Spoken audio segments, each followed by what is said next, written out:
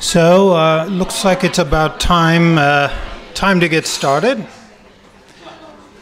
Welcome to the FCCT for our panelist talks tonight about the future of Lumpini Park and Bangkok's green spaces.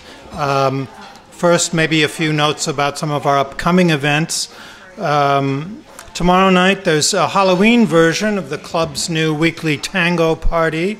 You can have a beginner's lesson from 7:15 until 8 o'clock, and the party is at 8.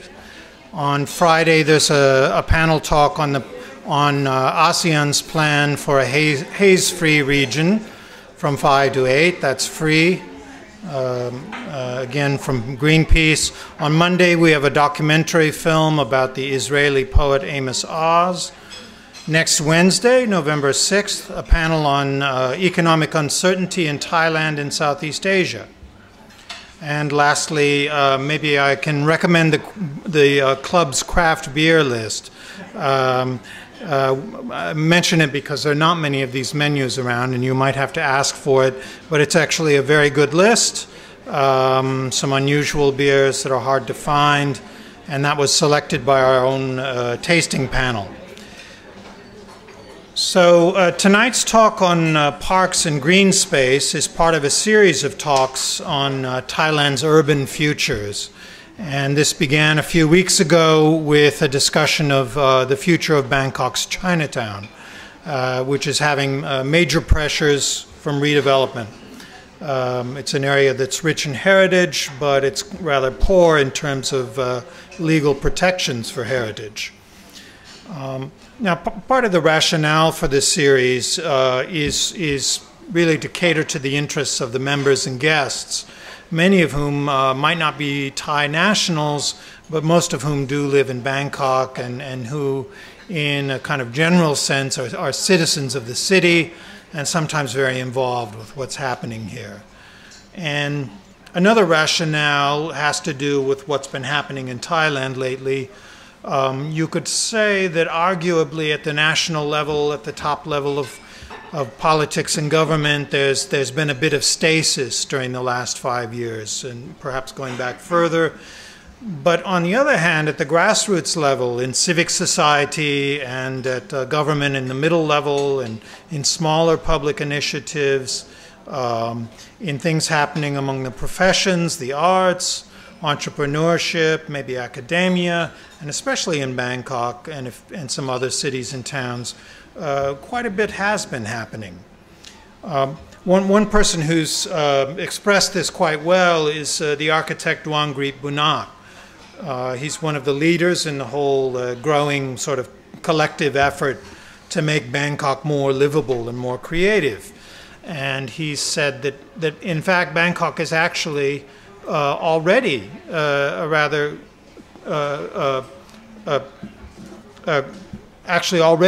creative city and a livable city. It's just not creative and livable in the same way that, say, London or New York or Tokyo is. There's not huge creative industries here, and the city has lots of problems, whether it's traffic or pollution, floods, lack of public services, lack of public facilities. But it's precisely the gaps and the problems that help make Bangkok creative. Why? Well, because people are getting together and trying to solve the problems, trying to fill the gaps. Some of it at the sort of street level that's evolved over decades. So you have motorcycle taxis for a fast ride, food carts for fast good meals. Some of it comes from the professions and the experts, the people who've studied and worked very hard, worked very long, often all around the world, and who have these tremendous skills and know-how and are very determined to put best practices into place here. This is also happening in the civil service. New approaches and initiatives are sort of responding to the pressures and problems, partly because there's a new generation coming up in the ranks. And tonight's panel is a kind of look at this, at how different sectors are trying to fill the gap in green space. There's, first of all, a representative from the city's Department of Public Parks. We also have the founder of an urban social enterprise and an architect who's an urban activist. So for the urban social enterprise, who will be our first speaker, we have Kun Orya Sutabut, who's the founder of the Big Trees Project, and they are dedicated to preserving and increasing Bangkok's stock of healthy, happy trees and healthy, happy green spaces. We also have from the Bangkok Metropolitan Administration, Kun Pacharya Mahakanchana, who's an architect with the Department of Public Parks. We had planned to have the head of that department, Kun Orom Wongmaha, but unfortunately she's in the hospital, and we wish her a speedy recovery. And lastly, we have Kun Yosapon Bunsam, head of Shma Architects. He's a representative of the Thai Landscape Architects Association, and he's working to help Bangkok increase its amount and quality of not only green spaces, but all kinds of public spaces. Let's see. Yeah, and Kun Pacharya's presentation will be in Thai, and translation will be kindly provided by Kun Natsumon, who's an FCCT member and a producer and writer.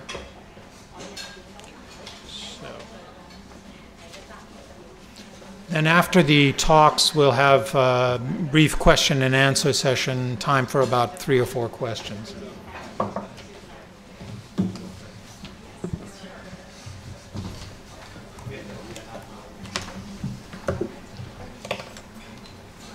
So welcome and thank you for joining us. Maybe we will hear from Kun Orya first, from Big Trees.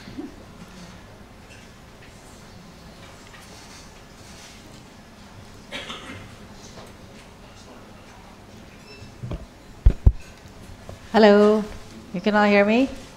Hello, well, good evening, and thank you for turning up to listen to the 3 of us speak about a rarity of Bangkok, right? Green spaces. And I'm of course, speaking as a resident of Bangkok, and one of the, hopefully, many people who are trying to preserve or increase the green spaces that we have in our city. And of course, it seems difficult given many different kinds of limitations. But the fact that we're actually here and the 3 of us sitting on the same panel, and in fact, we are actually working closely together, I believe it's a good sign. And I can proudly say that I've been at this with my husband there as well for almost 10 years, working on expanding or maintaining, improving the maintenance of green spaces in Bangkok. But let me tell you briefly about Big Trees Project. So just a little blurb to remind myself what we're doing. So we're actually a Facebook group with about 150,000 followers, and our main objective, of course, as I said, at the heart of our movement is green spaces, how to keep them, but we need solid support from common citizens, residents who care and who would not just sit at home and just complain and do nothing. So this is why we have a pretty active and large following on Facebook, and these people come and volunteer when we have activities and events.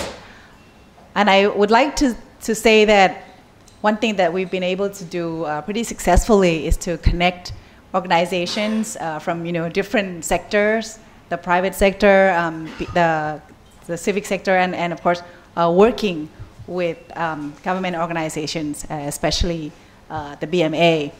And in the first few years, this is going back almost 10 years ago, it was much more difficult. I guess the authorities couldn't really make what we're all about. So we had to sort of show how it would be beneficial for the authorities to work with us. And I'm not following this very closely, but let me tell you about a project that we did about 3 years ago, and it's called 60 Parks for Princess Sirinthorn. And what we did was we go to the local authorities in different provinces, and including Bangkok, and to get them to contribute, not contribute, to promise that one piece of land in their province or their tambon or ampere will be a public space, a public park, and we will convince landscape architects or and botanists and other professionals to come and help design the parks. But it was so difficult. I mean, maybe we have a meeting, but the local authorities, they would always say, okay, we'll get back to you. And when it comes to, even when we already come up with designs, we've also had to work quite a bit to convince landscape architects, designers to help with the design and not charge, the full fees, or in fact worked pro bono to help with the parks. So many different, puzzles to put together, and not all of the parks were successful. We did quite a few, made it possible to build these parks, in different parts of the country. But I would say that it was really difficult to get the commitment, the cooperation, the working relationship with those other provinces. So I really value the fact that in the past 10 years we have seen a much improved relationship and understanding among the different sectors. And one thing that we try to do as much as we can is to show by examples, and to have a concrete project that to show people that this is how you can manage green spaces and trees in urban areas. So our focus in the past 3 years or so now is to try and raise the standards of tree care. And this word may not be so familiar to some of you, which is arboriculture. This art and science of taking care of trees, from planting them all the way up to the maintenance of trees, and of course green spaces. And I'm sure many of you have seen how a badly pruned tree can look like, right, as opposed to a nicely pruned trees. And we would like to see more of the well-pruned trees, and that's our main job, one of the many main things that we would like to do. And I do think we are making some progress. So let's have some, I'm just showing some pictures. So hopefully I'm not saying any bad things about anyone, but I'm just saying this is actually a fact, that's happening in Bangkok.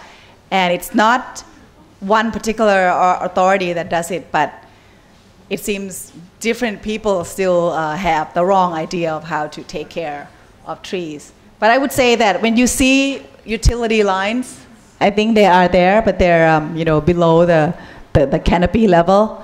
You can safely say that it's the electricity people who top those trees like that. So in my observation, I would like to believe that this is decreasing, through cooperation, and this is how I believe we've been able to pull this off. Of course, I said earlier that we need the support, the backing of the people. So this is one incident a few years ago when, the picture on your left, right, was full, the trees were full of these pink flowers, and then overnight it was, they became these sticks on the right side. And it's these citizen groups that, keep us going, monitor the situation and try to, if there's a way to stop this kind of topping of trees, then we would do it. And then of course, not just our group can do everything, and we cannot cover, this kind of problem for the whole country, but the local authorities need to be active, and it's been a big help for us. And so recently we've joined up with 70 other organizations to create Thailand Urban Tree Network, and it's academics, professionals, just resident groups, as well as people in design and like education.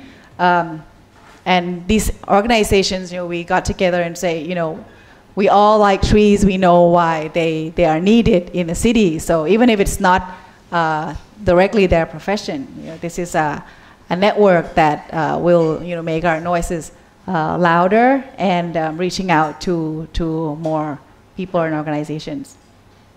This is another example of you might notice. Does anyone recognize this building? Which one is it? Mercury. Yeah, Mercury, which is close by. We work pretty hard to keep those trees. And the first thing we did was to go to Channel 3, because we were seeing that some of these trees, the trees that are further down the streets, some of them already were cut down by the developer, actually. So we got Channel 3 to come over and then finally convince the building owner to stop cutting down those trees and actually keep them. And we've been watching over every time we go by. So please make sure they're there, because you're pretty close as well. That's everyone's job to look after our urban trees. This is another interesting case. Recognize this? I'm giving you a test, and I'll give you some free pamphlets of how to take care of trees. Do you know where this is? This is Bangkok, very close as well. Yes, the Sky Train. Again, I'm just sitting at home, at my computer, and then I got a message on our Facebook to say that this tree is at the risk of being cut down because it's next to the skywalk connecting to Central Worlds. So again, by talking to BMA, the Pathumwan district, and bringing in a landscape architect and an arborist, we met with everyone, came together. We had a talk. My husband was there. He's actually the person helping to negotiate with everyone. And finally, we came to the agreement that the skywalk would go ahead, but they would make way for this tree, and also that the architect helped design the this opening kun prang of open box.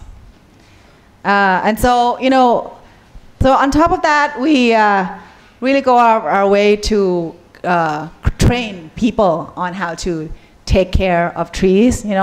They do it for a living now. There are more and more of them today, and they're also helping with pruning Bangkok trees whenever they can. So they do it for paid services as well as for volunteer occasions.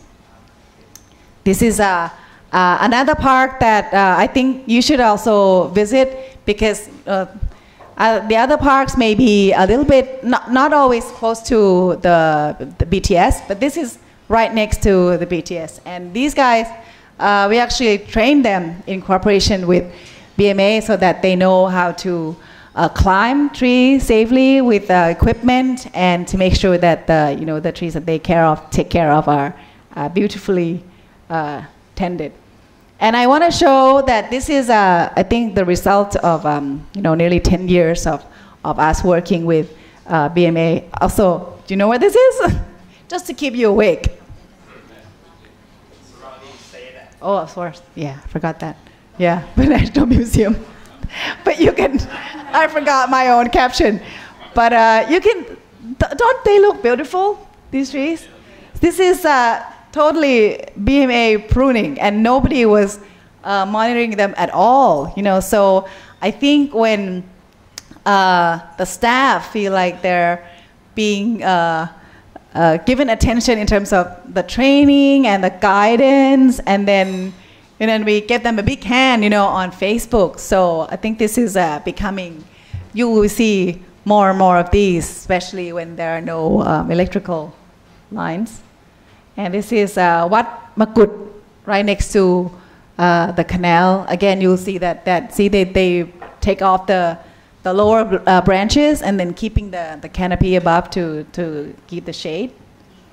And at the same time, our volunteers, sometimes we get to go out and resolve conflicts, sometimes sadly between authorities and the residents, to work out a way to keep the trees, instead of getting into a fight and finally cutting the tree down. Yeah, this is on Convent Road. Again, you see the electricity, utility lines, and so we worked with the authorities and convinced them, and also trained the staff on how to prune trees along utility lines properly, like that. So you can see that they're not topped. And this is a Bang Sư district. This is the former chief of the district that we work with. But the gap that we found in our projects is that when we have an understanding with given district chiefs, then it's usually okay. Then the trees are, we have an understanding, the trees are well taken care of. But when the chief moves away, there's a new one coming and they don't know us yet, or maybe they didn't pass along the the understanding or the standards that we agreed on. Then the topping and the damage starts again. So that's still a problem that we're working on, but at least we're in conversation about that. This is one of the cases where volunteers got together and again working with the authorities to try and rehabilitate the tamarind trees. This is, of course, the year the King Rama IX passed away. And we actually brought in some innovations to rehabilitate the trees. This is the airspace, to aerate, to improve the soil quality. And you can see a little bit that the new leaves are coming out after the joint attempt to revive these trees. And I think finally, I don't want to go on too far. I think one thing that has been very helpful for us is now that we're trying to raise tree care or arboriculture standards in Thailand, we're able to connect with the professionals in this area in other parts of the world. And it turns out that the biggest organization of this kind, International Society of Arboriculture, is in the US. So, and Thailand has just got our first Thai Arboriculture Association. It's only a year old, and we've been admitted as a associate organization with this organization, ISA, and we just came back from a meeting with, let's say, 200 arborists from different parts of the world, but of course many cities in the US.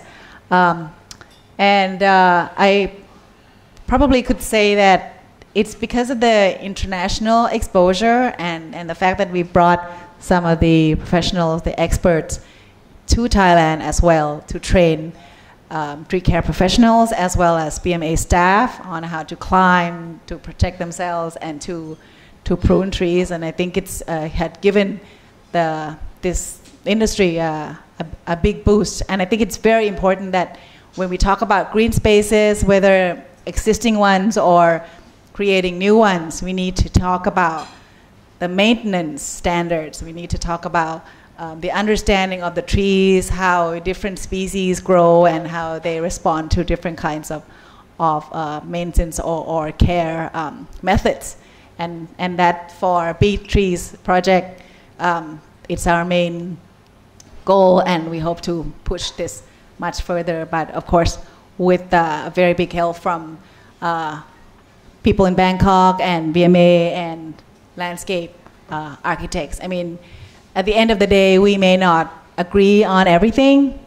Sometimes like on our page, sometimes we still criticize, even architects or officials.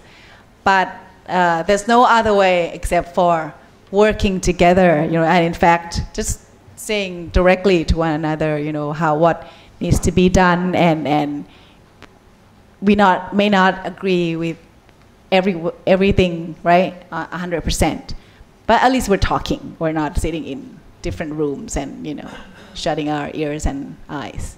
So that's it from me for now. Thank you very much. Thank you very much, Kunuria. And now we will hear from the BMA and Kun Pacharia.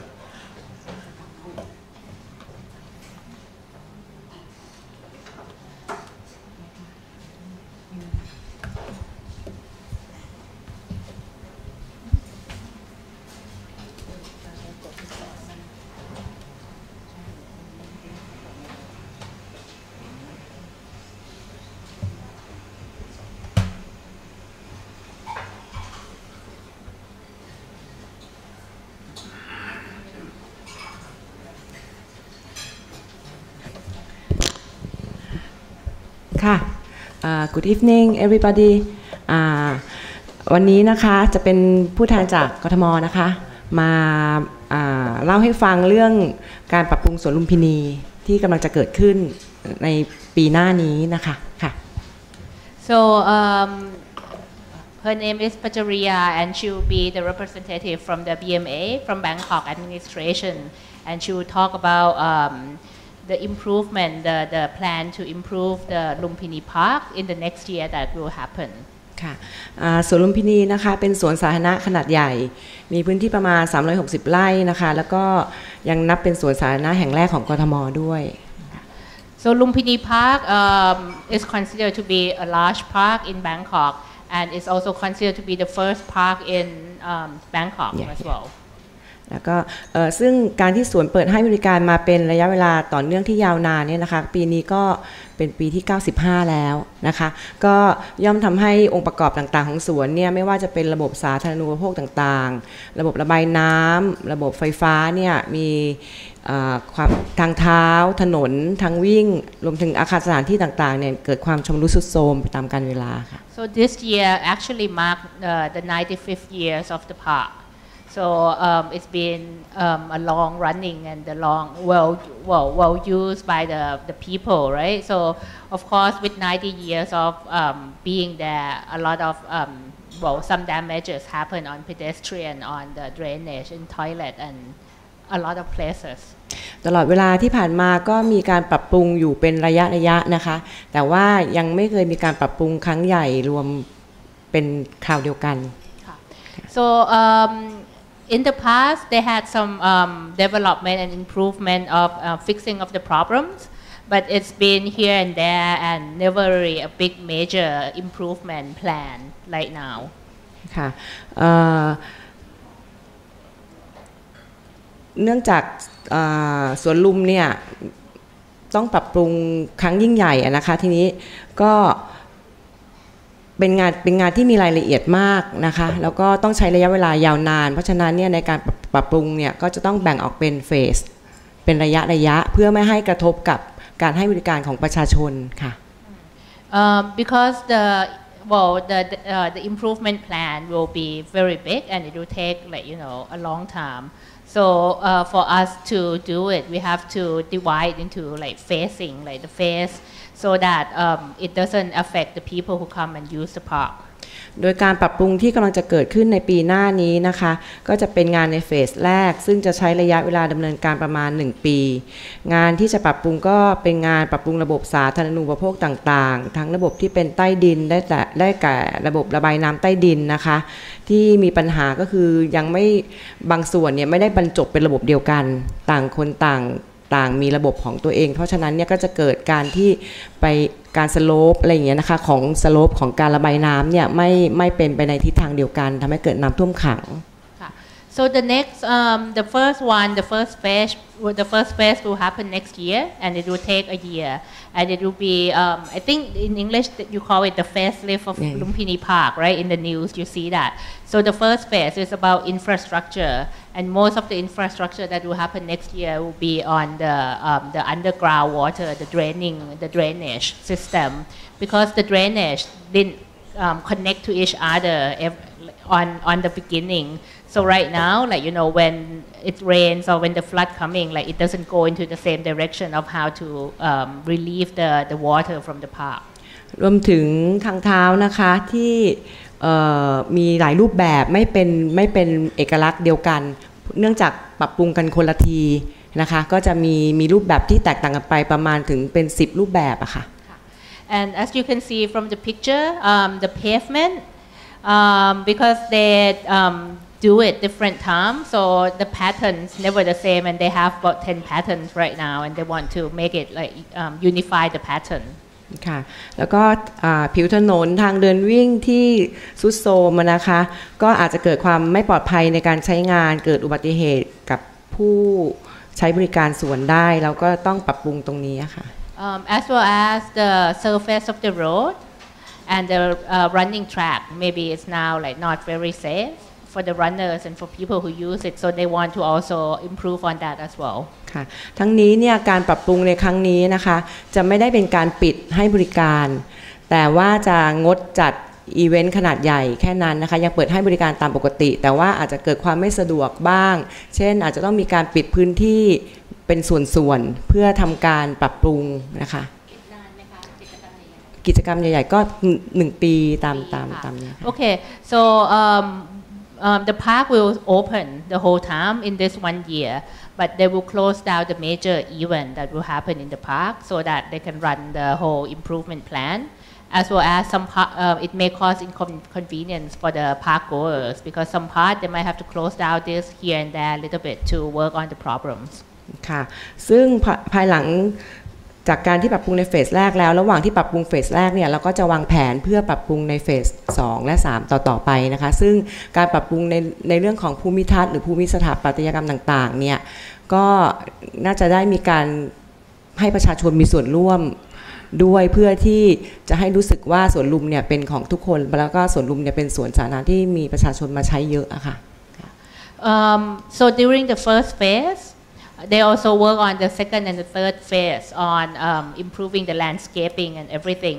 And in planning, so they also want the participation of the people on how the landscaping should be, on how it should be, because the BMA think that the park belongs to everyone, and people who go to the park should be able to have a say in like what should happen to our park, to my park.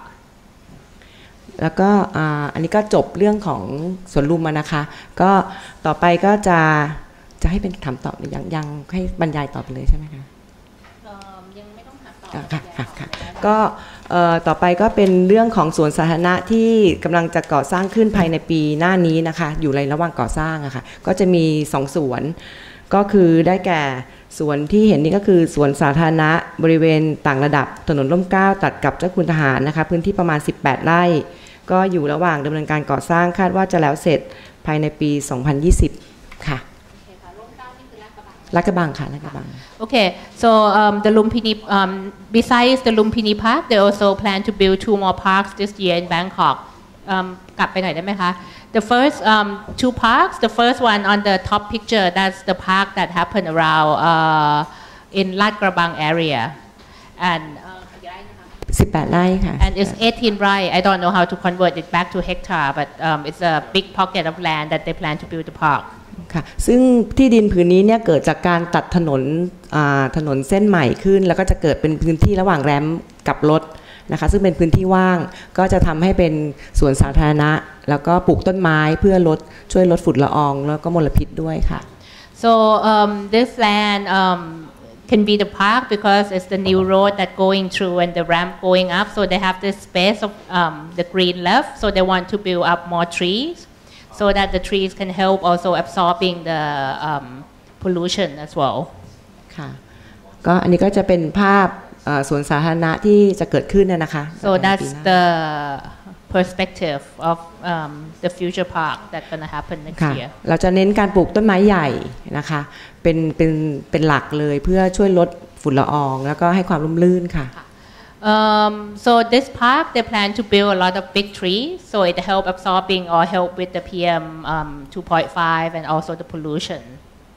นะคะแล้วก็อีกส่วนหนึ่งที่กำลังจะเกิดขึ้นก็คือสวนสาธารณะบริเวณภายในสถานีพัฒนาที่ดินบางขุนเทียนนะคะบางขุนเทียนชายทะเลค่ะ The second park will be the land in Bang Khun Tien area. I'm not sure if you're familiar. It's kind of close to the sea. ค่ะก็สวนสาธารณะแห่งนี้ก็จะเป็นสวนสาธารณะที่มีแนวความคิดในการออกแบบเรื่องเกี่ยวกับระบบนิเวศของป่าชายเลนเข้ามาร่วมด้วยนะคะค่ะ Because it's so close to the sea, so the designing will be more on the mangrove forest growing as well. ค่ะซึ่งพื้นที่นี้ก็เป็นพื้นที่ของกรมธนารักษ์นะคะซึ่งเราก็Okay, so the land belongs to the Treasury Department. ค่ะแล้วก็ทำ MOU ร่วมกันที่จะพัฒนาที่ดินผืนนี้ให้เป็นสวนสาธารณะ And they agree with the BMA to work on this land to make it into the public park. ค่ะก็เป็นตัวอย่างในการความร่วมมือระหว่างภาครัฐด้วยกันนะคะ So like Araya said, sometimes it's so difficult to get the government to give the land to the other government agency. So this is another example that happened that they signed a memorandum of understanding and have the park developed under the two agencies. ค่ะก็จะเห็นได้ว่าสวนสาธารณะ2แห่งที่กำลังจะก่อสร้างเนี่ยก็จะล้วนแล้วแต่อยู่นอกเมืองเนื่องจากว่าการหาพื้นที่สร้างสวนสาธารณะภายในเมืองเนี่ยค่อนข้างยากนิดนึงนะคะ So from the government voice you can see that the parks that will happen are kind of outside on the suburb of Bangkok. It's not in the center of Bangkok. And the problem, as we all know it, is that to find the land to build a park in the middle of Bangkok is quite difficult. ค่ะการเพิ่มพื้นที่สีเขียวภายในตัวเมืองใจกลางเมืองเนี่ยก็คงจะต้องอาศัยความร่วมมือของภาคเอกชนแล้วก็สมาคมวิชาชีพมากยิ่งขึ้นเพื่อทำให้เป็นไปได้ค่ะ So to increase the green spaces in the middle of Bangkok, maybe we need more help from the private and from the association, from the NGO as well to help pushing for that. ค่ะอันนี้ก็จบการบรรยายครั้งนี้ค่ะขอบคุณค่ะ So that's it, and she's expecting a lot of questions from you guys. Thank you. I just mentioned that Kun Fa is an architect. Only one of the two architects in the office of public parks. But not landscape architect, just architect. So, the other one is probably a landscape architect, Kun Visaruda. The other one. So this is a big improvement. Well, thank you so much. That was very very helpful. Now we're going to hear from Kun Yot of Shma Architects and representative of the Landscape Architect Association.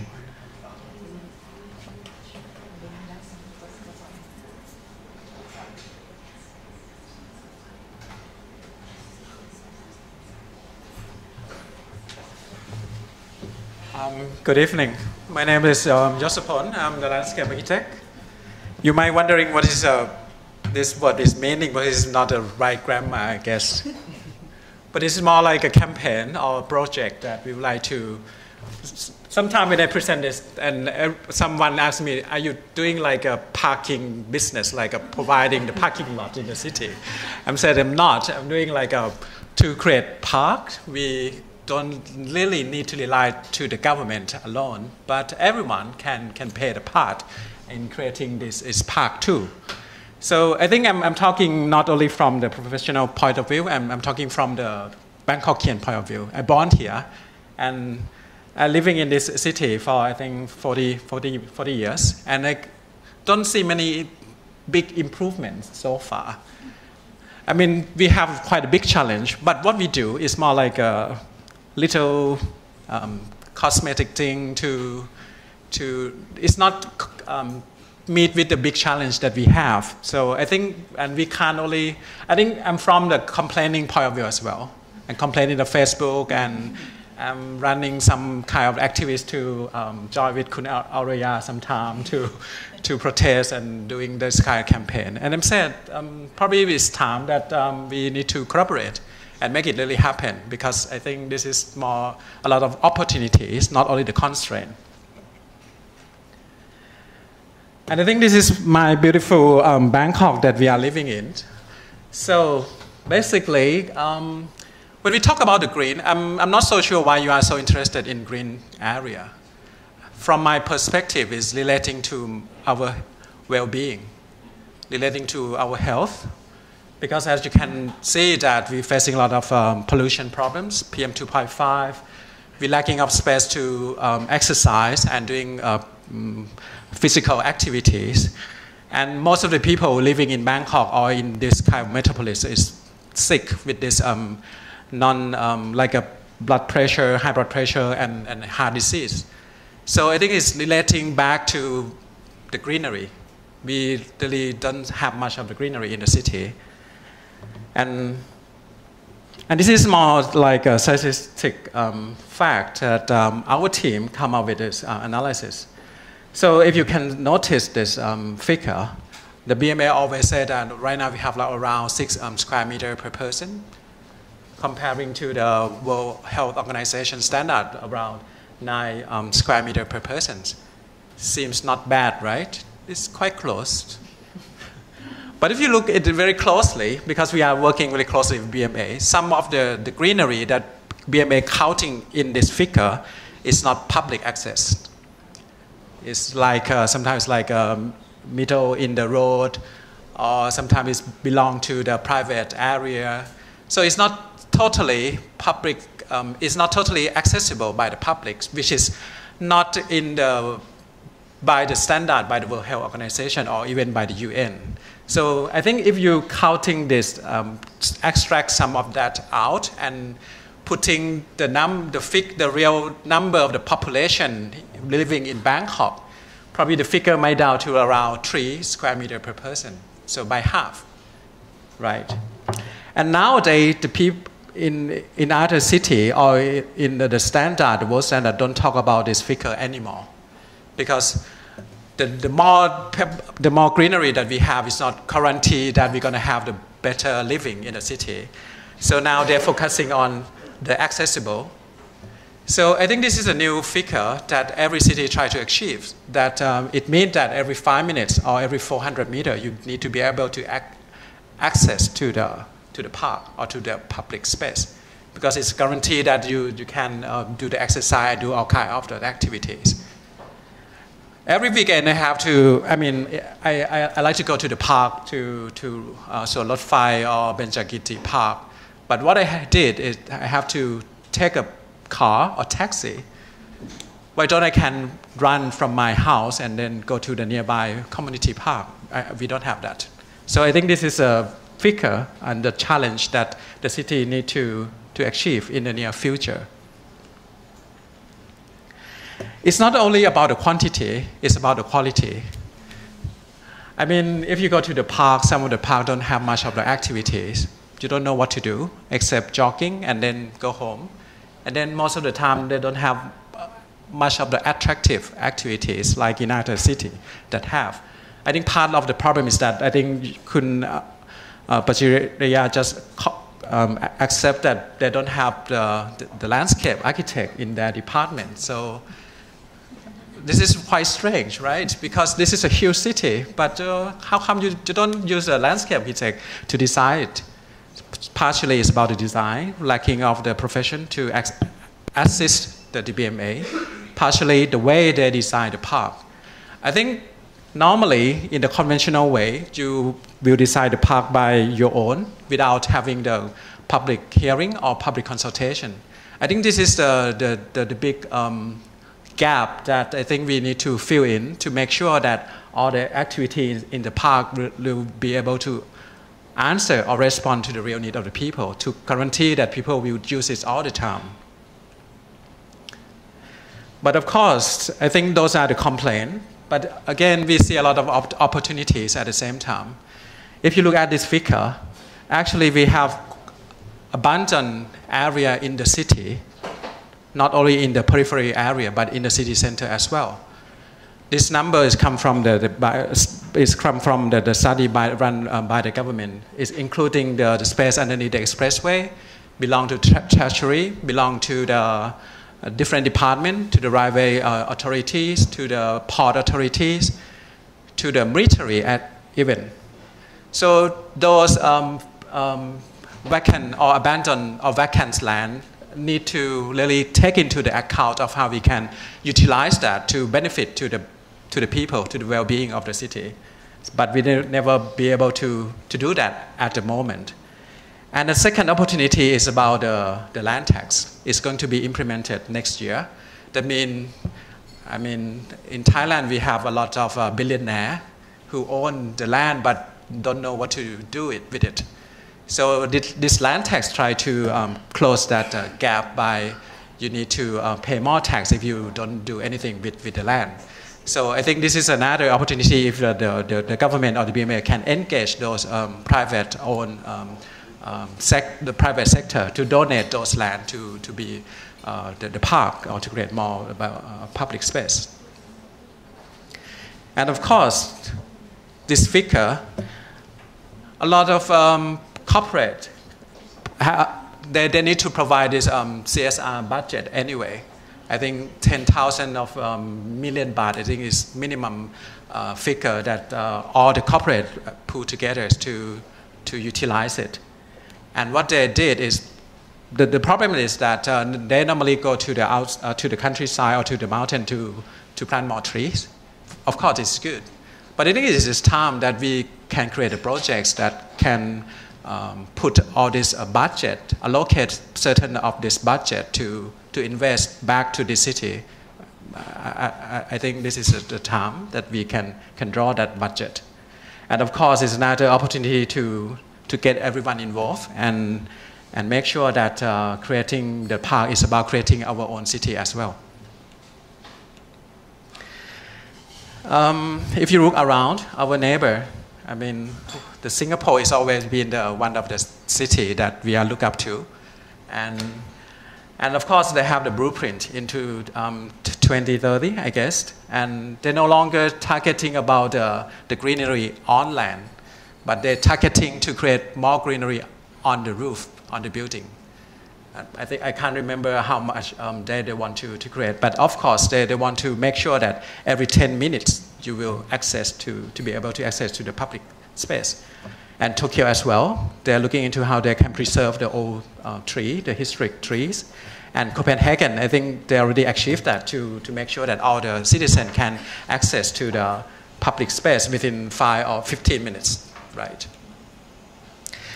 So I think what we try to do, we try to making sure that every piece of land in the city, not only it is counted, it can be counted as a potential area to create a green space.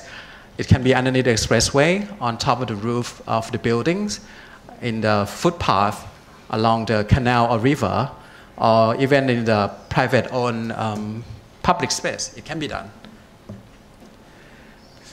So this is the project that we try to create a platform. So we become like a platform to pool all the resources and work together. So right now we work with the government, work with the private sector. So sometimes the private sector has the money to spend to, for example, the CSR budget, or sometimes they have the land available. And academic part, they have the theory and the know-how of how to create the park for the people. And then we work with of course, the social movement like Big Tree to make sure that all the activity that we did can get public involved. So I think this is the platform that I think it can assist BMA and also the Bangkokian to achieve the goal to create a better city.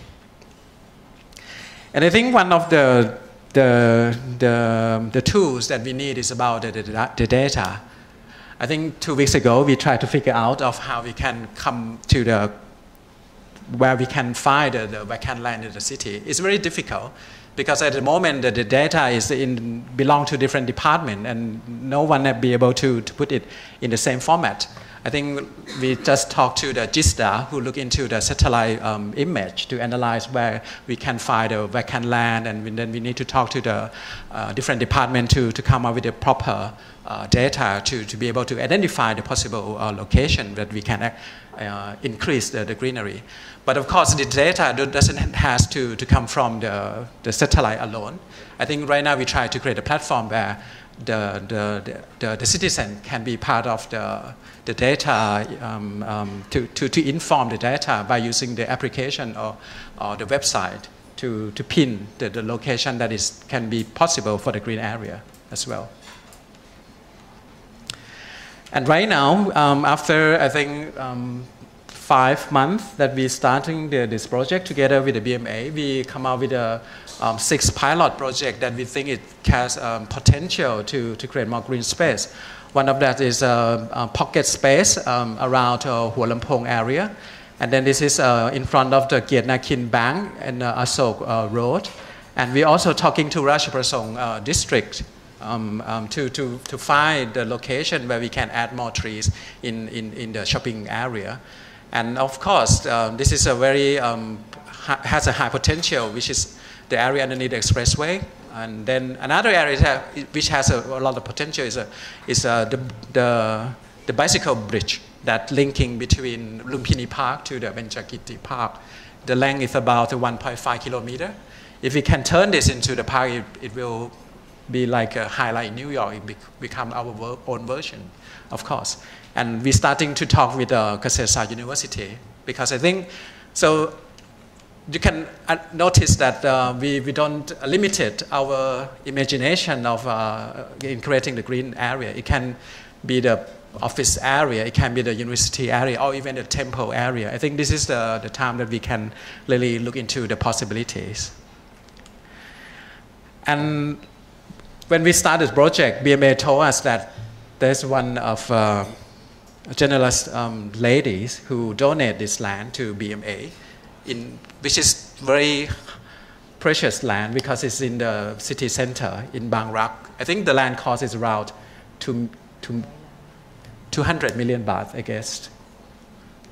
So they donate that. And then instead of doing the typical design by the not professional or using the typical idea, so we turn this into like a project and working with the students, and they come up with beautiful ideas, various ideas, and then that time we work with Chulalongkorn universities, and then next month we're gonna use this initial idea from the student and start to talk with the communities and all the stakeholders around it to find out, to fine-tune the final outcome. And then once we got a final outcome, we will turn into like a funding to find an investor.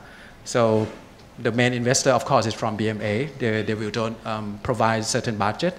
But we would like to create a model that everyone can be part of this by donate certain amount of money, 100 baht, 500 baht, or 1,000 baht to making sure that the park can create by everyone. This is the ideas.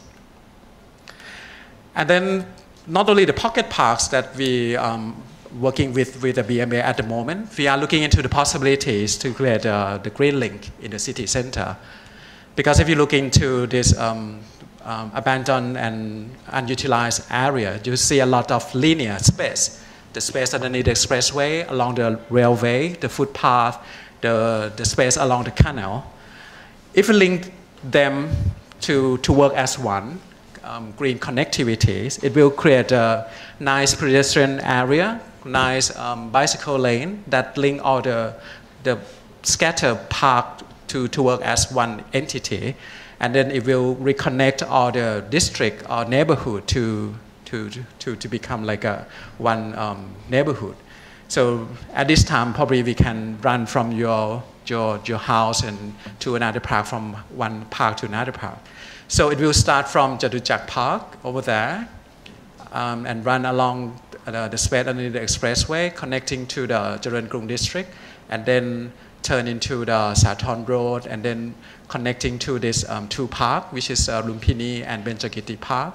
And then you will use the area along the railway to connect to Makasan Park, which is another, hopefully, another park in the future, and then come back to the Jatuchak Park. So the length is about 30 kilometers, and I think it will turn the abandoned area into the more beautiful and utilized and be like a catalyst park, catalyst elements or tools to to turn the abandoned and district along that to be benefit from it. So this is the image of the Saturn Road that is going to turn into like a, more like a forest street. This one is, we worked with the BMA, I think 3 years ago. The project never been implemented. I don't know why. Probably this time we need to asking the governor or someone to revitalize, to make it happen. At that time, we have the beautiful idea, working with the governments and BMA and Chulalongkorn University, to turn the dirty canal in the city, in the center of the Saturn Road, into the beautiful canal, clean water, and put more trees, create like a street, create like a forest area, which can link the Lumpini Park to the Chao Phraya River. The Sansap Canal can be improved. This is the area at Ratchaprasong district. So we start to talk with Ratchaprasong association to see the possibilities. Of course, some of the link has already been implemented. So I'll try to give you some hope, and to myself as well. So this is an area at Ban Krua, so the Urupong area, which is quite near to the Siam Square area. So at that time, it's a King Ramana initiative to create this public space. And at that time, we worked closely with the Asomsin Institution of the Art and Thai Health Organization to implementing this through public participatory process. So we've been talking with the community around the area and come up with a very specific program that answers to their needs. And I think it has proven that when you do the right process, you can come out with a good design. And the good design can turn out to be the place, not only the green space, but the place for the people. And nowadays, people not only using it, but they do the maintenance together with the BMA. So it's more like a co-creation and collaboration process. So it's proving that if we can change the model of doing the park, it's not only benefit the city, but it creates the citizenship for the Bangkokian as well. So it used to be like a abandoned area, a lot of drugs and nobody there to go. But right now it's become like a place for the people. So I think my last message is that I think creating green to the city is not about the quantity of the greenery. Of course, this is the thing that we see from your eyes, but it's about providing the citizen, it's like empower the people as well. So I think this is like a tool to bring everyone together, not only from the government point of view, but the community and private sector. So we hope we can achieve that in the near future if we work together. Thanks. Thank you. Very good, and thank you. Well, there's plenty of food for thought there. We can take some questions. In fact, we have quite a bit of time for questions if you have them. And please identify yourself and put your comments in the form of a question. Thank you. My name's Adam Sharp. I'm a member of the club. Thanks for sharing your insights. I was obviously very keen to come in here. I'm a long-time resident of Bangkok and love Lumpini Park. One of my favorite new green spaces in Bangkok is the Chulalongkorn Centenary Park. And not only is that a beautiful space, but it's also been designed as a piece of green, an important piece of green infrastructure to deal with flooding and other potential issues with climate change. It's a beautiful space, and it's one of a number of new spaces popping up in Bangkok that are not only beautiful for new civic space, but they're also serving a very important purpose, which is to deal with the flooding issues that we have here in Bangkok, which are only going to increase over time, being in a lowland river delta of Chao Phraya.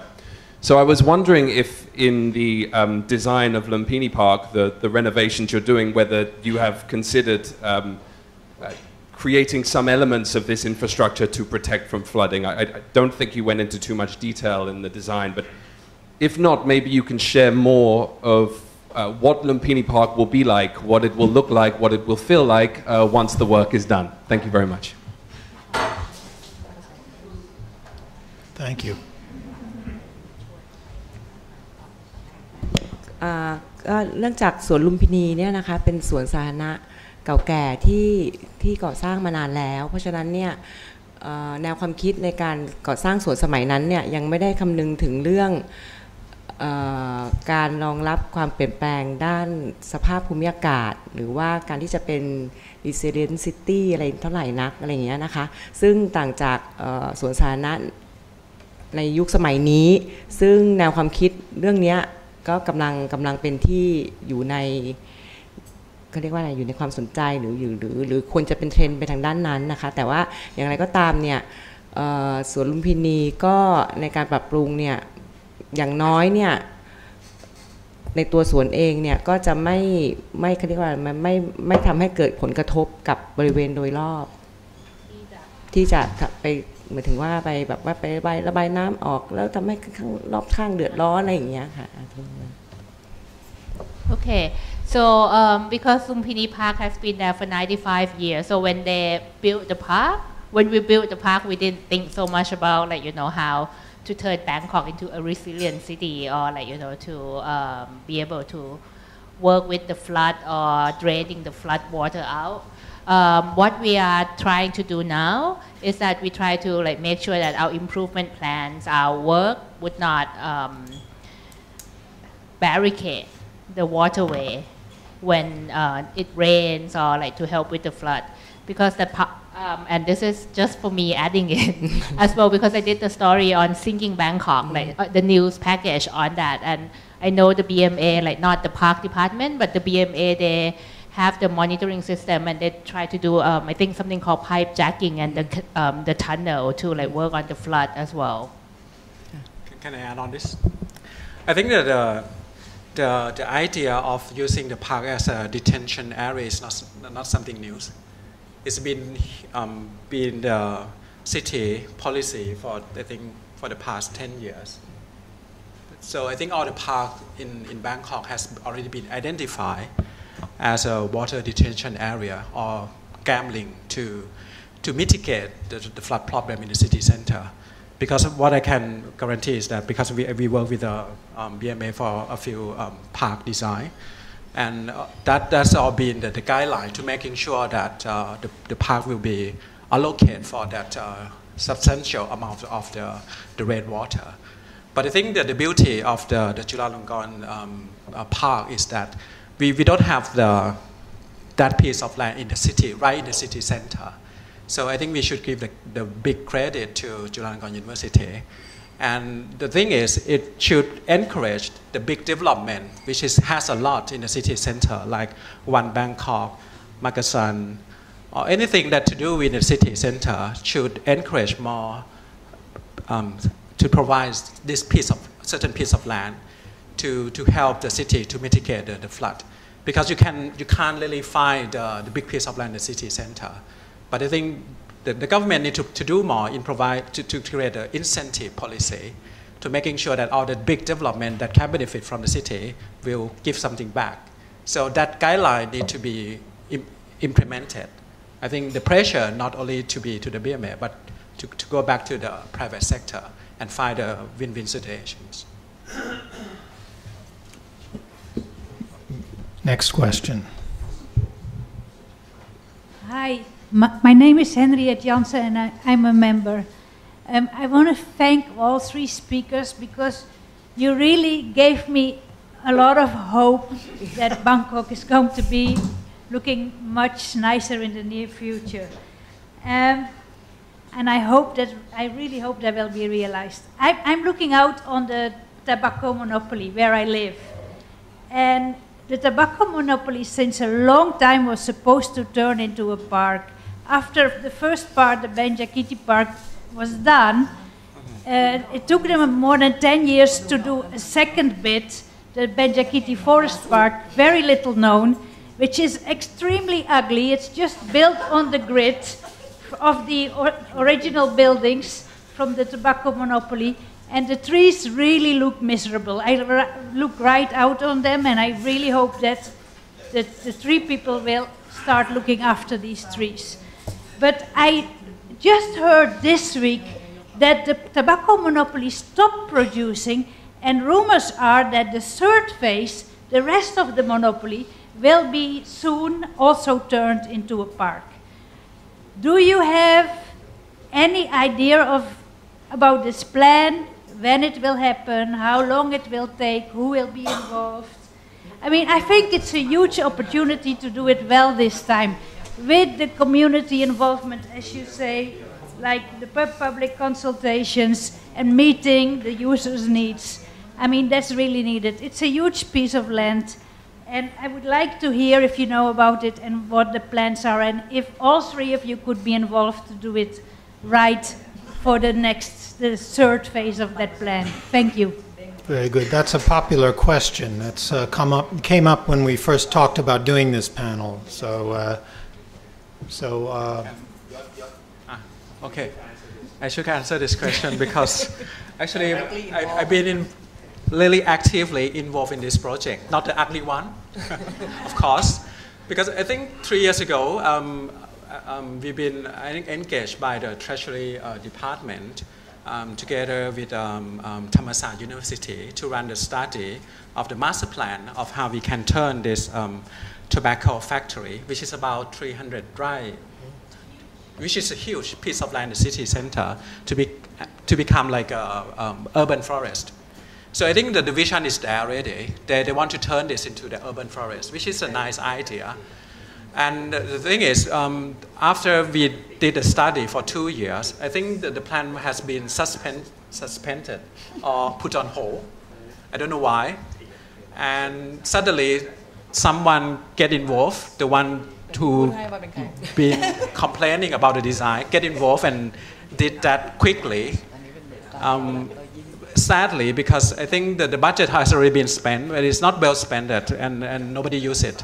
So I think the thing is that it has proven that without public engagement, without a proper professional who know best what to do, involve not only landscape architect, but involve a lot of specialists like ecologists, urban design. So I think we need to start that standard of how to do the good public space.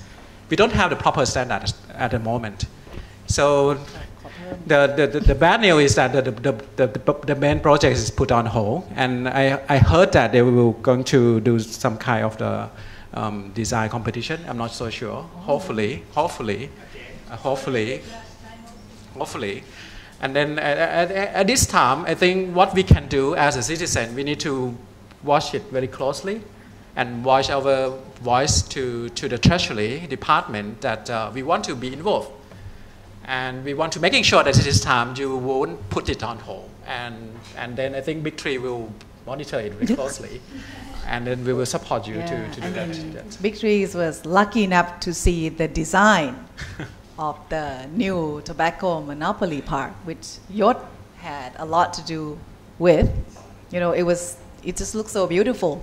And then suddenly we heard that a new design was going to replace Yot's design, and rumor has it. Yeah, rumor has it that the ugly design belonged to the Suan Nong Nut owner.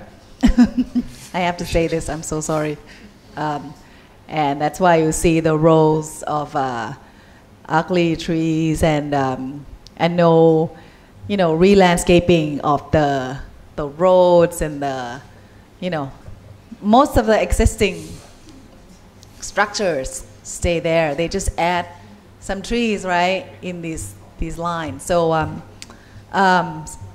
so I think, like Yot said, I think we need to put a spotlight on this big piece of land, and it's been proven that nobody is going there. So you would think that it's not done, but they've already done a phase, of that park already, and that's and the way it looks, it's because it's a professionally crafted design has been ignored, and so we all have to keep a watch and try to push for higher standards and transparency for this kind of thing.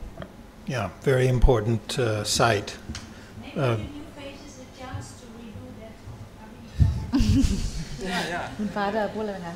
Kun Pacharia, do you have any comment to add on that?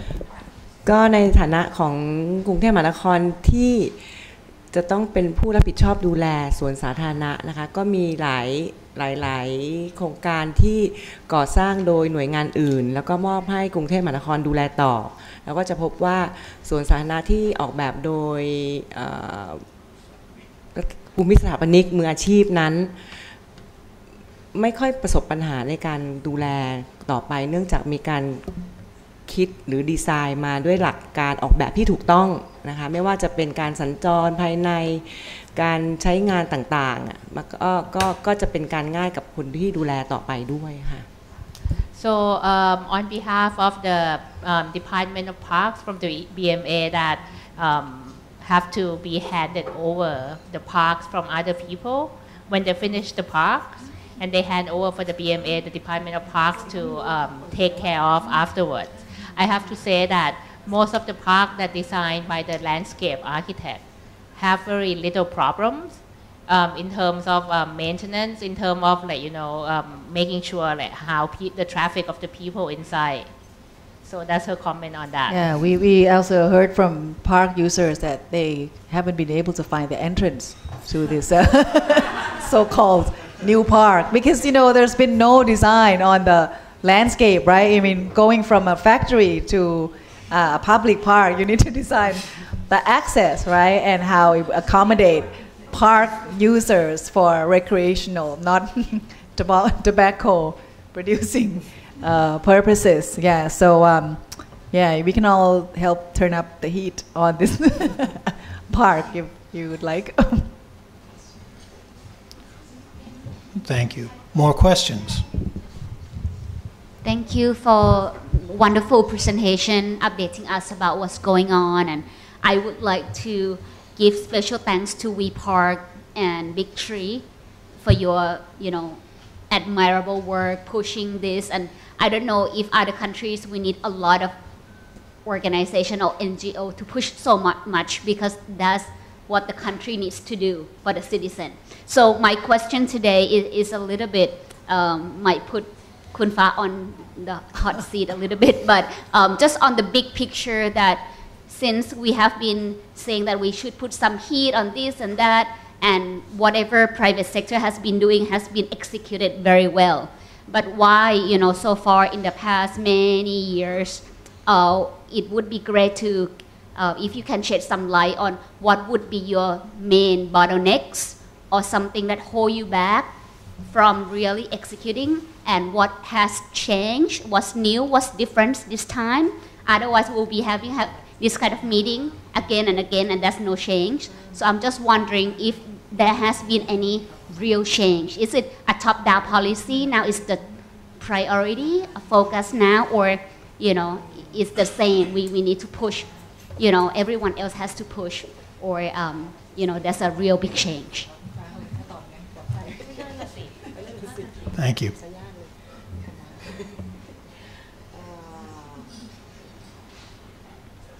Not an easy question. So I'm so sorry.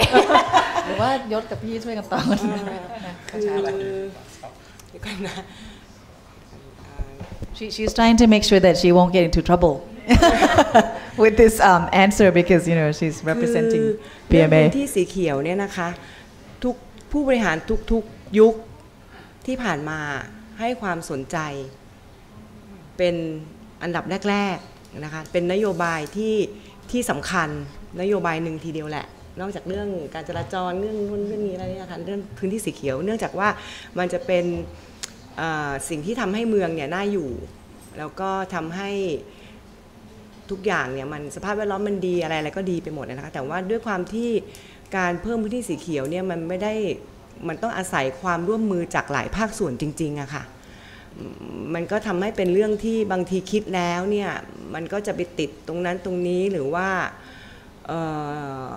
มันมีหลาย หลายปัจจัยอะค่ะซึ่งเอาเป็นอันว่าปัจจุบันเนี่ยภาครัฐก็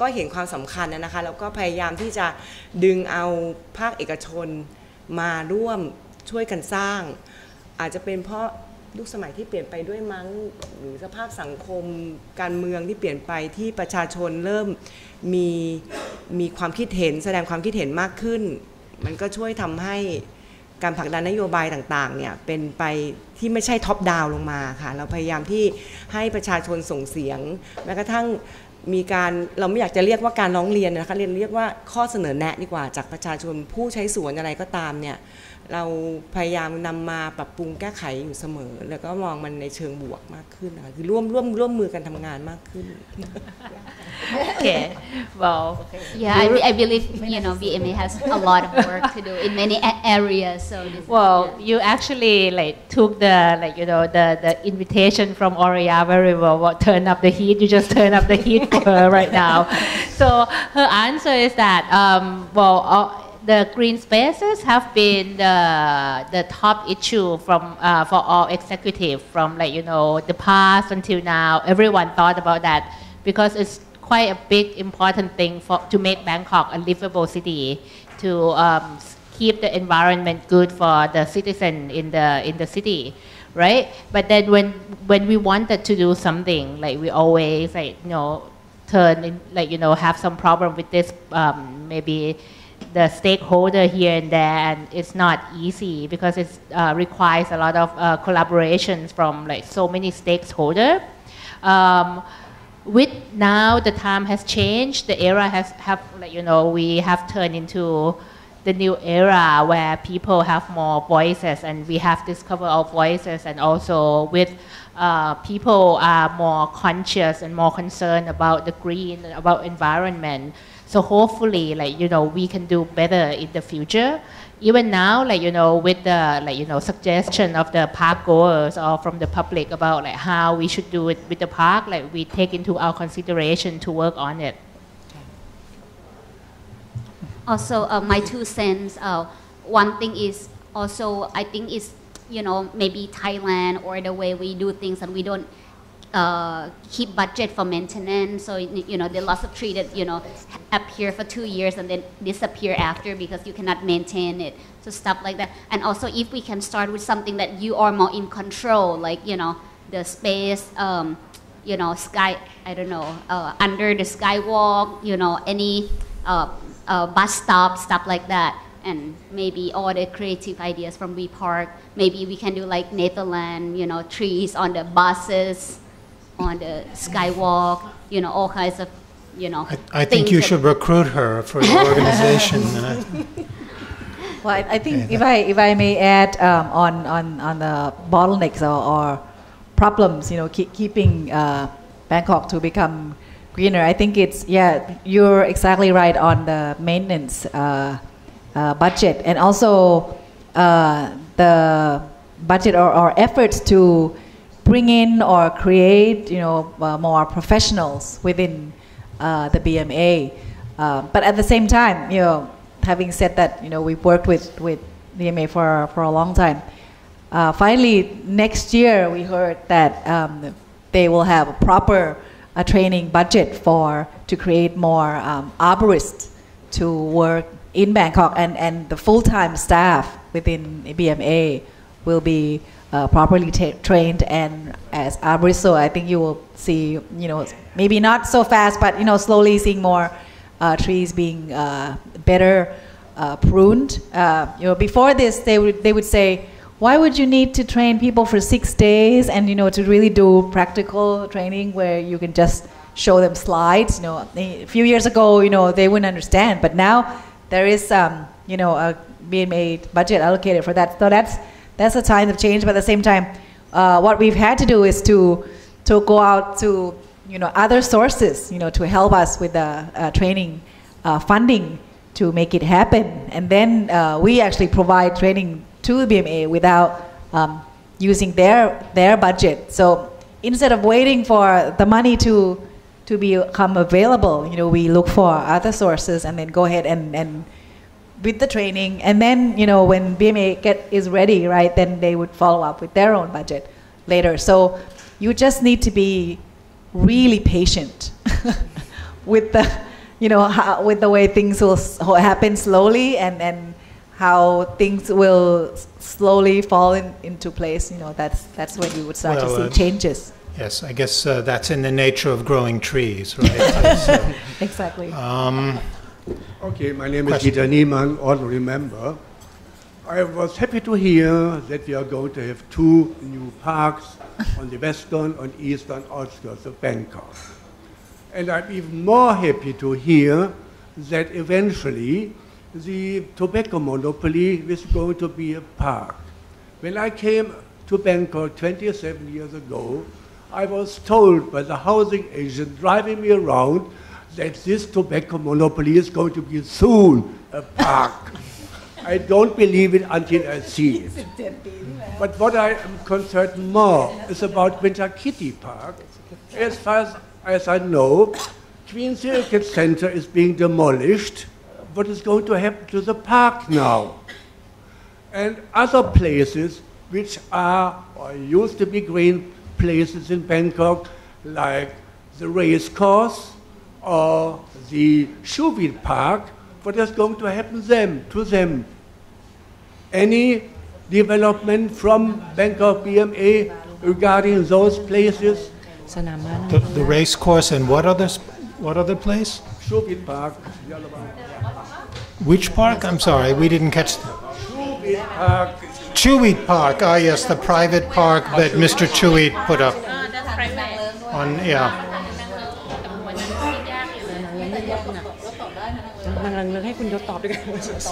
That's not a BMA park, the Chewit Park, but yes, but it's Bangkok. Yes. Okay, so the answer gonna be, I guess, I think the 3 panelists gonna answer in some bits and parts in some of the parks that you mentioned. But I think Chewit is privately owned by Mr. Chewit, right? It's closed now. I don't think the people can go it. Oh, so he sold it. Okay. All right, and then you want to talk about the Ross track? He sold it. I think the issue Chewit Park has been sold. So I think for the Nang Leung Park, the Nang Leung the race course area is going to turn into like King Rama IX Memorial Park, so which is under the King Rama X initiative at the moment. So it couldn't so-called public park. It's a more memorial park. It's owned by the Crown Property Bureau. Yeah. I can only answer that. Okay. Yeah. So the best answer is that he can't answer it, actually. But how about we have any more comments on 27 years ago someone promised him there would be a park and there's no park still. Can I add to this? Yes.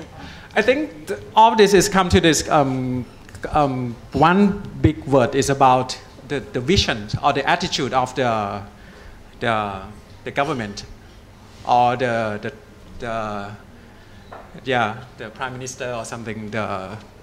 Because I think I used to work in Singapore before for almost 6 years, and I can understand that why they can turn the city into the green city, because they have the big vision. The vision is not about creating more recreation space for the people. It's about using the park as a strategic tool to turn the city to become like an attractive space, like an engine to improve the livelihood of the people and creating jobs and generating the economy for the whole country. But if you don't have that in mind, the budget that the government has or the BMA has is very so little to create more parks. I think if I can look at the budget, it's about less than 10% out of the total budget. So, or 1%, Mr. Santi said. So you can't rely on BMA alone. So we need to look at how we can put this like a national policy and to work in all the sector and work with incentive policy as well. So there are so many things that need to be done to making sure that Bangkok can turn to be the green city. Well, there are elections coming up in Bangkok, so maybe this will be a question we'll pose to the candidates who will be here within a few months, I'm sure, sitting where you're sitting. Yeah, we hear that Thatchat would like to talk to us, so we would welcome that as well. That's a good sign. Possible future mayor of Bangkok. But I should also just give credit to one Prime Minister, Kun Anand Panyarachun, who when he was Prime Minister was the one who said, some 30 years ago that the tobacco monopoly park would become a park, and he did give it a name, allocate the budget for it already, but I guess he left it to the tobacco monopoly authority to decide when that's going to happen, and didn't say you just do it now, so that's why it hasn't really happened the way he wants to. And then he still resents that. When we see him, he's always very resentful about the fact that it's still not a park. But a few other parks became parks because of his directive.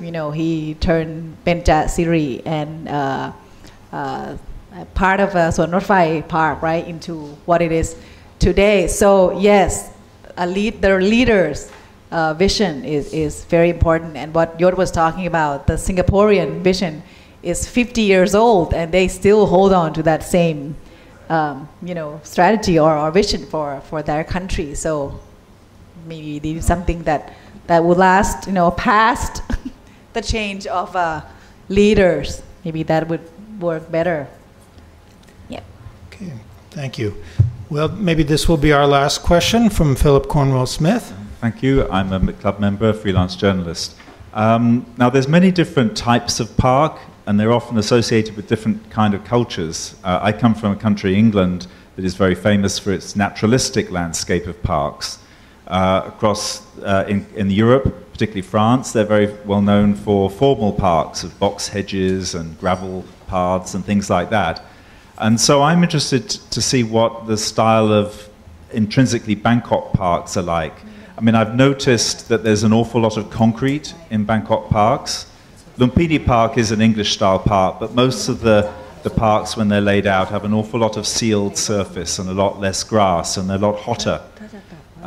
When Benjakiti Park was built, all the big rain trees along the lake were all cut down and replaced with concrete and small saplings. When that aerial cycleway was built, all of the big trees along that were all cut down. And so there does seem to be a taste. There's certain decisions made to cut down big trees. So. But I'm just wondering, what is either the vision, we're talking about vision there, but what is the actual design intent? What's the template in the mind of people who are laying parks out? And perhaps what is the most ideal type of park for Bangkok, given the climate, or the needs of Bangkokians for exercise, or whatever Bangkokians want? What is the ideal kind of format for parks in this climate and location? Very good question. Let's hear from the designer first. I think this is Bangkok is situated in a hot climate, of course. I think when we do the design for the outdoor environment, we always look at how we can create the shading space and looking into the comfort climate for the people. But I understand that the park nowadays that we have seen in Bangkok, maybe lacking of shading trees or big trees. And I think last time Kun Santim mentioned in one of the interview that this is in Bangkok or Thai DNA, where they can cut down tree and then plant new tree immediately because they don't see the value of the existing tree. Because we have, this is a very fertilized soil here. We have a lot of rain and everything. You can plant tree easily.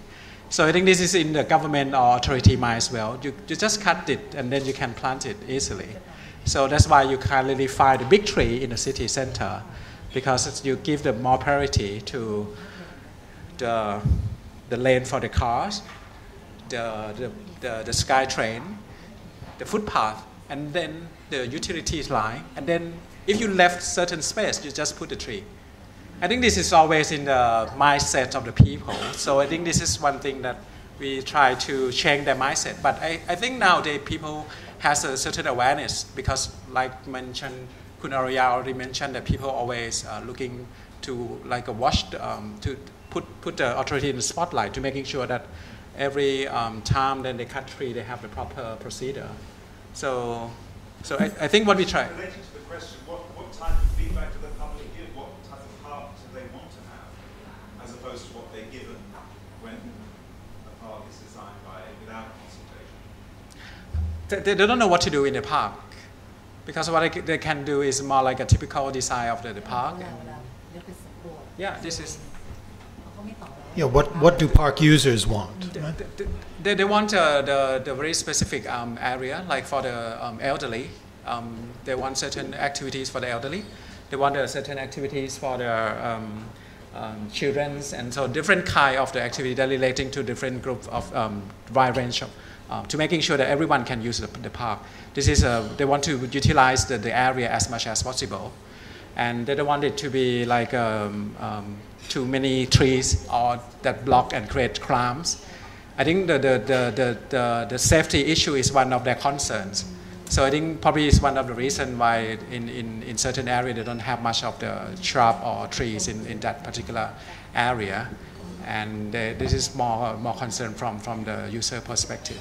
Lumpini answers that need pretty well. I mean, there's lots of different areas for lots of different types of activities, right? Wouldn't you say?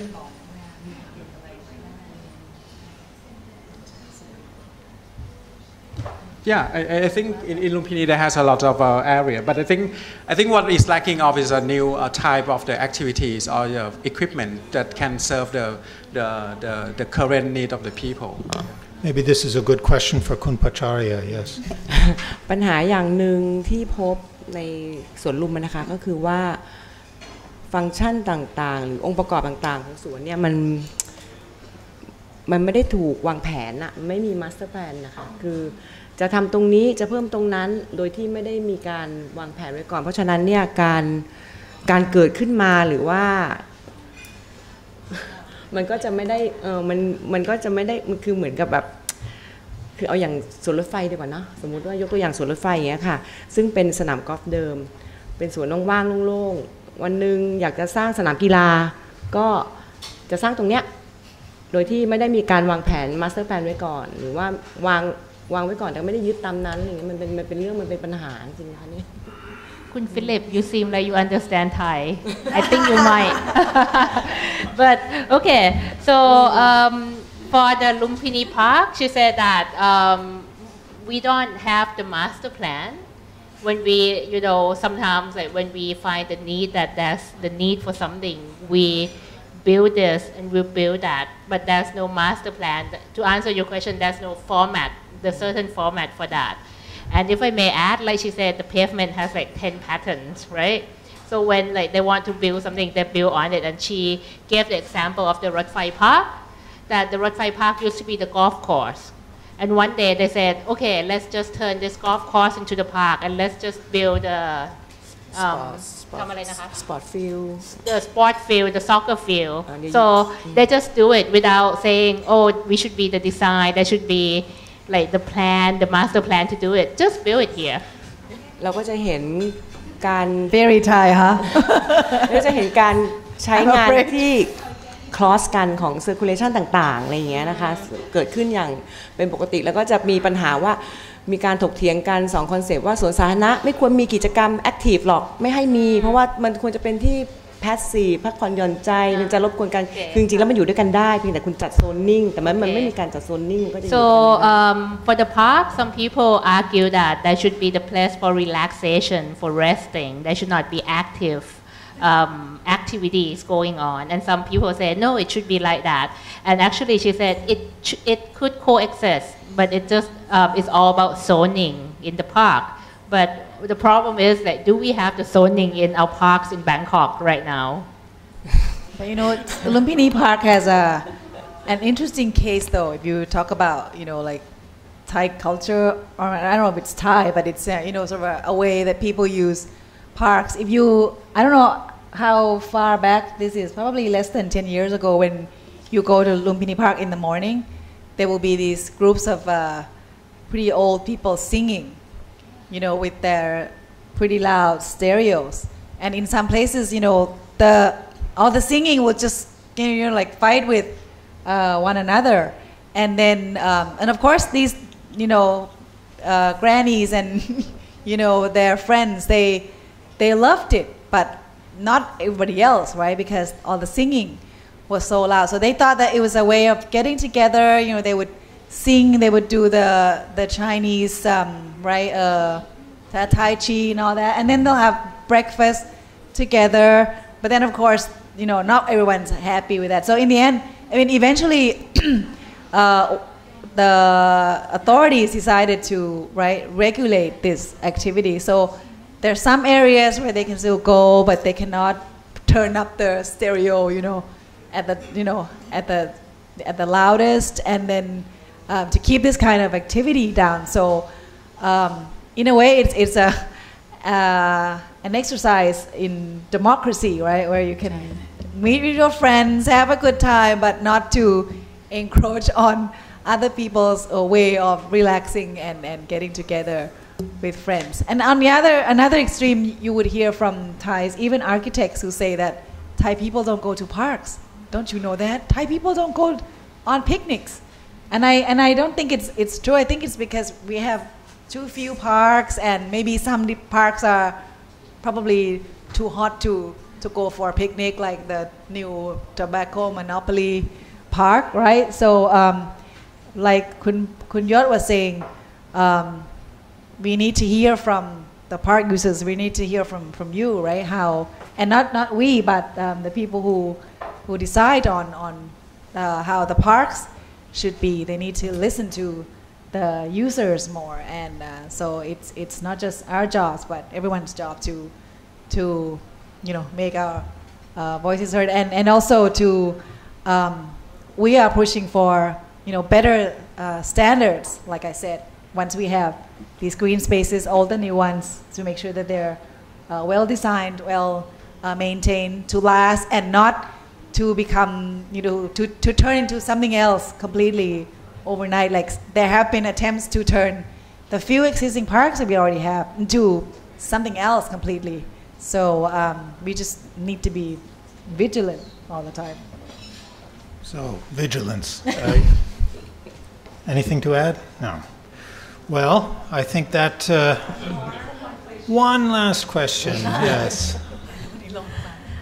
My name is Maria Stallone. I have been living on Saladang Soi 1 for almost 20 years, so I've had the pleasure of watching what the neighborhood is developing into. I'm also incredibly lucky to be able to be out my front door and in Lumpini Park in about 3 minutes, which I do several times a day. I run in the morning. I use it to traverse back and forth in the cities.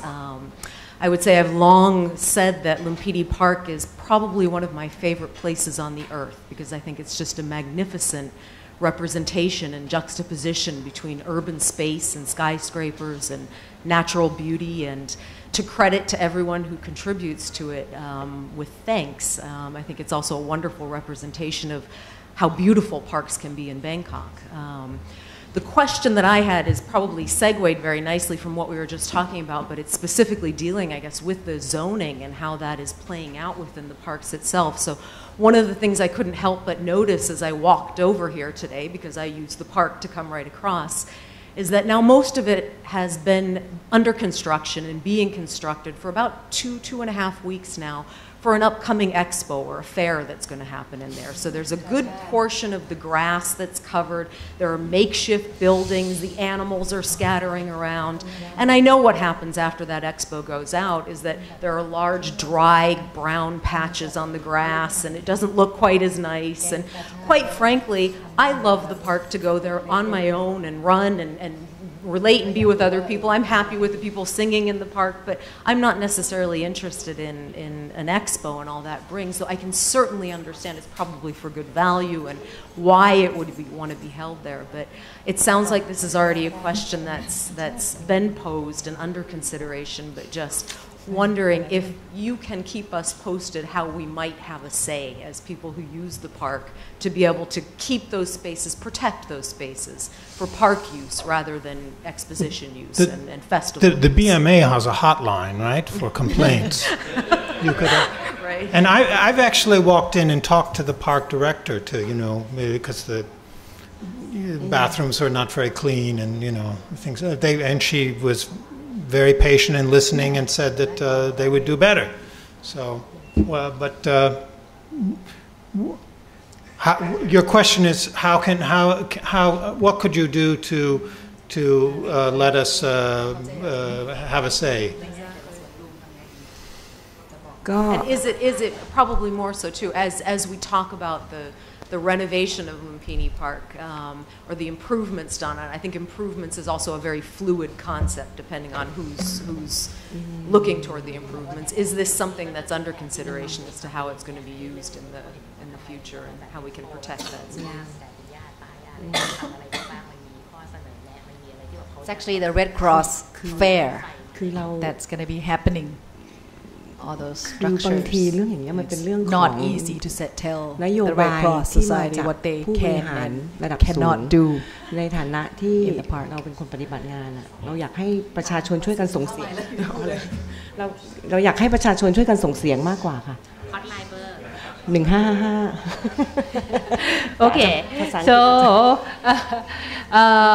sometimes this is come from like someone said top-down approach. So it come from a very top executive about like the policy of having the Red Cross Fair or like doing something like utilize the park in that way. And some people may not like it. And Brian said like you can complain, you can file the complaint, and the number is 1555. Your voice matters. Why is it 555? Can you? Yeah, because in Thai 555 is ha ha ha. It's like the laughing, but one in front, so 1555. Well, on that note,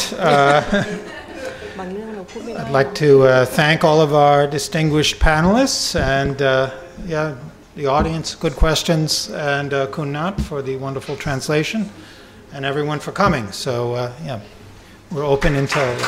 Thank you.